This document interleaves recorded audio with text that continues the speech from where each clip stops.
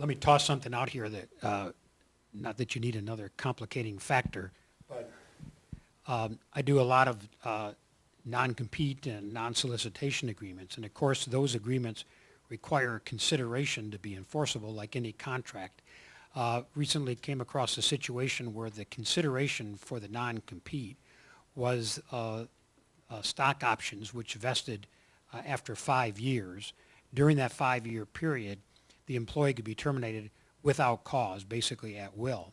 So the issue has come up as to whether or not that was really an illusory promise, because at any point, 4 years and 10 months, 2 months before the person gets their equity, they're terminated without cause, and then the employer tried to enforce the non-compete, and the challenge was there consideration because you could take that away. So if you're tying, there is law in Michigan that continued employment of an at-will employee is consideration.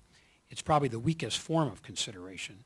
So if you're considering tying in non-compete and post-employment restrictions into these agreements, you may want to give some consideration to some other consideration just to the vest options that don't vest for a period of time in which the employer can completely take those away. So.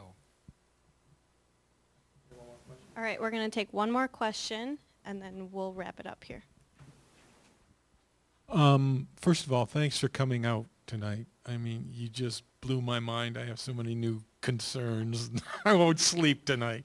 Although this isn't directly related to employee sort of compensation and stuff along those, will the new SEC availability of open markets where I, as a startup, I can go sell my own equity, is that going to affect any of the contracts that I have going on with my employees? And how does that all affect the overall equity plan I generate? Well, it should not, by just generally being in existence, cause any significant changes in how you structure your benefits. I mean, benefits are still what they are, but it's another vehicle to keep in mind when you say you need to have these documents in place and things need to be in writing clearly before you do stuff.